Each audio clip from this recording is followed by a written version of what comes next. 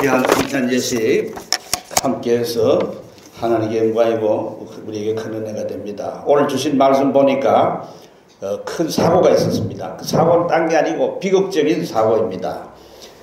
빌라도가 어떤 갈릴리 사람들의 피를 제물에 섞었다 그랬습니다. 이게 뭔지 정확히 알 수 없습니다. 빌라도 사람들이 제사를 지내는데 죽였는지, 제사 지내는 걸 죽였는지, 아니면 빌라도가 사람들을 어떻게 죽였는지, 그래서 그 피를 갖다가 제사 드리는 제물에다가 섞었는지 그건 모르지만 아무튼 많은 사람이 희생이 됐습니다. 그리고 또 그것 때문에 예수님에게 이렇게 질문을 했습니다. 이게 어떻게 이게 되느냐 하는 걸 질문했습니다. 그럴 때 예수님이 2절에 이렇게 얘기를 했습니다. 너희는 이 갈릴리 사람들이 이같이 해받음으로 다른 모든 갈릴리 사람보다 더 죄가 있는 줄 아느냐? 그렇지 않다는 거예요. 갈릴리 사람 가운데 그 사람들이 몇몇이 죽었는데, 빌라도 총독에게 죽었는데, 그 참 비극적인 일이고 안타까운 일이고 참 희생당하는 일인데, 이 사람들이 죄가 많아서 다른 갈릴리 사람보다 더 죄가 많아 죽은 줄 아느냐 이 말이에요. 그러면서 예수님이 하시는 말씀이 3절에 너에게 이르되었느니 아니라는 거예요. 예수님이 너희도 만일 회개하지 않으면 다 이와 같이 망하리라 그랬습니다. 또 4절에는 보니까 실로암에서 망대가 있는데, 그 망대라는 뭐냐면 실로암에 원래 그 안에 그 못이 있어요. 그래서 그 수로를 만들어 놨는 게 있는데, 거기에 그 수로를 차단해 버리면 안에 있는 사람들이 물이 없어서 못 마셔서 죽으니까 그 망대를 파수한다고 지키는 거예요. 그걸 해치지 못하도록. 근데 망대가 무너져서 18사람이 예루살렘에서 죽었단 말이에요. 그러면 그 사고지요. 사고로 18사람 죽었는데 그 18사람이 죄가 더 많은 줄 아느냐 이 말이에요. 죄가 더 많은 줄 아느냐. 그렇지 않다는 것입니다. 그러면서 또 뭐라냐면 5절에 너희에게 이르노니 아니라 너희도 만일 회개하지 않으면 다 이와 같이 망하리라.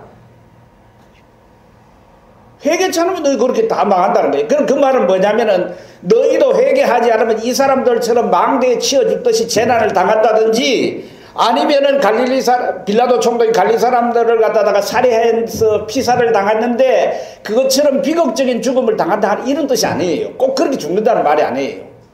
이거는 무슨 얘기냐면은 누구든지 그 사람들이 죄가 더 많아서 그렇게 특별히 죽은 거 아니라는 거예요. 우리 산불이 났습니다. 산불이 났는데 그 교회 가운데는 제가 아는 목사님은 말이에요. 작년에 어렵게 참 해가지고 교인도 별로 없는데 그 해가지고 예배당을 참 힘들어 지었어요. 그런데 이번에 산불이 나가지고 예배당 홀라당 다 타버렸고 아무것도 건지지 못했어요. 자기 몸만 빠져나왔다 그래요. 그러면 그 교인들이나 그 교회는 우리보다가 축복을 못 받아서 그렇고 저주를 받아서 그렇고 저 죄가 많아서 그렇게 했느냐 이 말이에요. 또 우리는 사고로 무안공항에서 100수십 명, 200명 가까운 사람이 희생을 당했습니다. 비행기 타고 다니는 사람이 수없이 많지만 그 사람들이 특별히 그날 여행을 갔다 와가지고 죽었는데, 그 사람들은 더 죄가 많아가지고 무안에 있는 광주에 있는 다른 사람보다 더 죄가 많아서 그 사람들은 그때 죽었겠느냐 이 말이에요. 그렇지 않다는 거예요.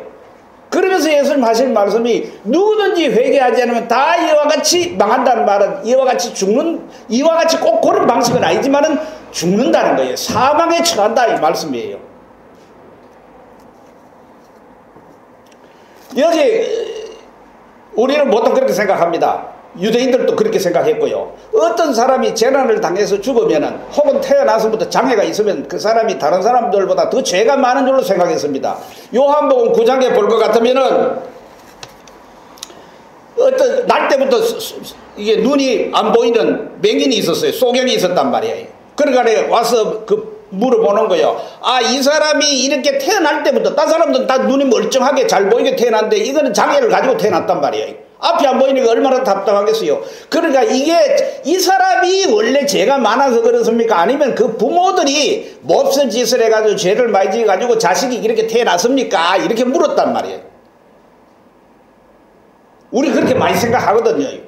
유대인들만 그렇게 생각하니까 우리도 그렇게 생각한단 말이에요. 그래서 옛날에 어떻게 합니까? 집에 자식이 장애인으로 태어나면은 부모가 부끄러워 여겨요. 오늘날은 좀 생각이 많이 달라졌지만은 부끄러워 해가지고 아예 손님이 와도 집안 친척이 와도 그가 자식을 어디 숨겨놓는단 말이에요. 안 보이게. 그리고 그걸 자기들의 부모들이 잘못한 것으로 생각해가지고 죄의식을 느끼고 말이지 부끄러워 여긴단 말이에요. 그런데 예수님 뭐라 하냐? 그게 아니다. 하나님의 영광을 위해서 그렇다고 요한복음 9장에 맹인된 자의 사건에서는 그렇게 얘기했고, 오늘 여기에서는 아니라 너희들도 만일 회개치 않으면 이같이 망한다, 그런 말씀을 하신 거예요. 이같이 망한다 한 말은 뭐냐면 너희들도 별 수 없이 다 죽는다는 거예요. 다 심판을 받는다는 거예요. 그 말이 뭡니까?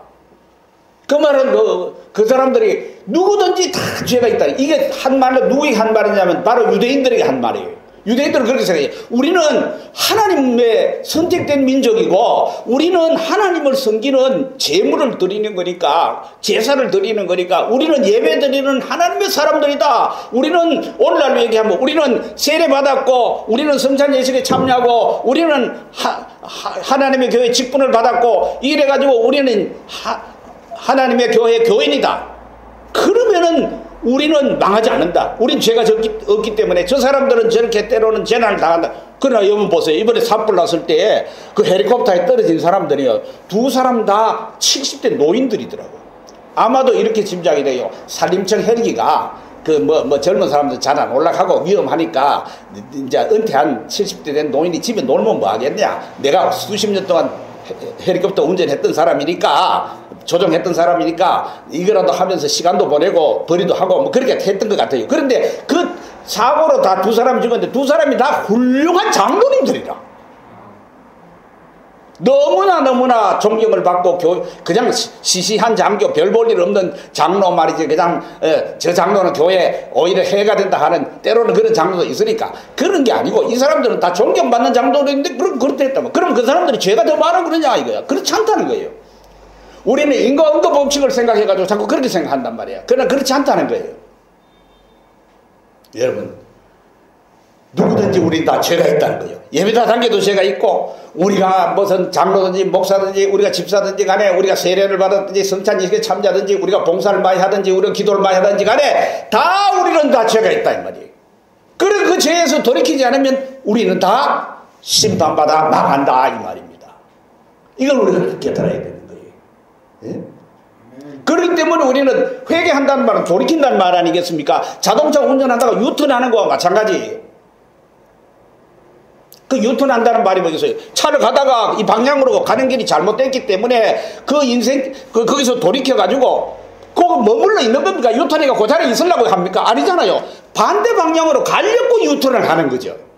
회개를 왜 합니까? 회개를 하는 것은, 회개하고 이제는 예수님을 믿기 위해서 회개하는 거예요.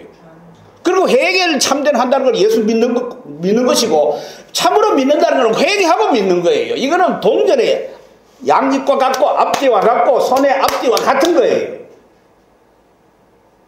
오늘 이 사건 이후에 예수님께서 18년 동안 혈루증을 아이 고쳐줍니다.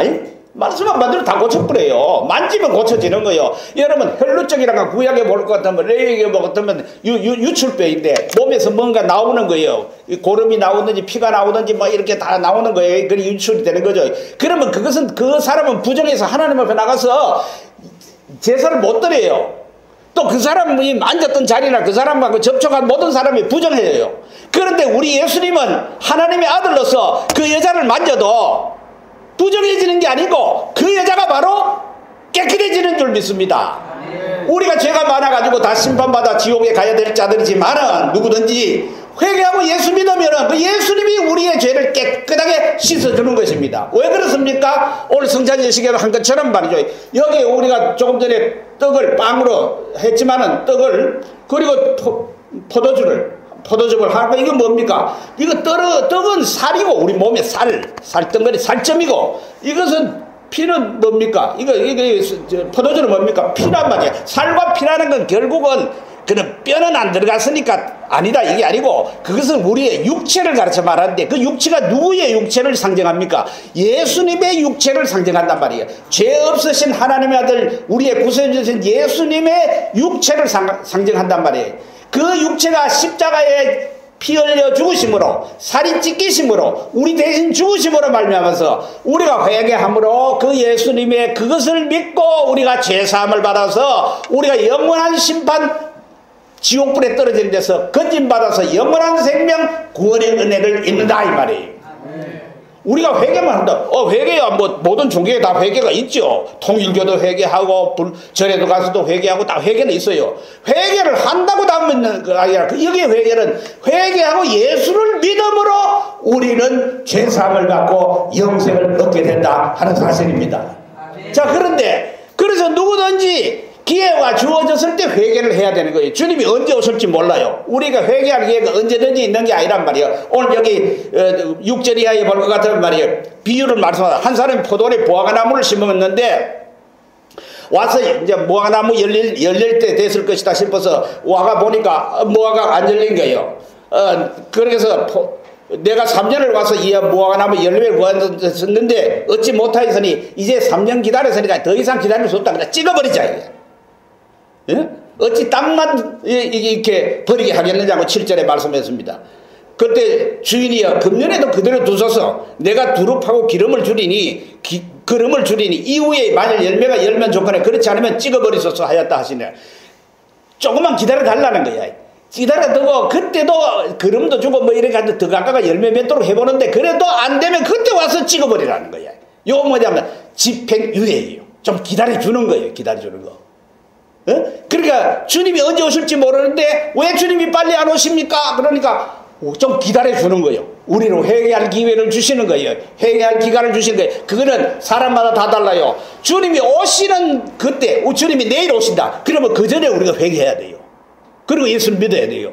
그러나 주님이 내일 10년 후에 오시든지 내일 오시든지 간에 내가 오늘 또 내 인생의 종말을 맞을 수 있다 이 말이에요. 주님 오시기 전에 내가 오늘 갚으리면은 또 죽어서는 회개할 기회가 없으니까 오늘 살아있을 동안에 내가 의식이 있을 동안만 회개할 수 있단 말이에요.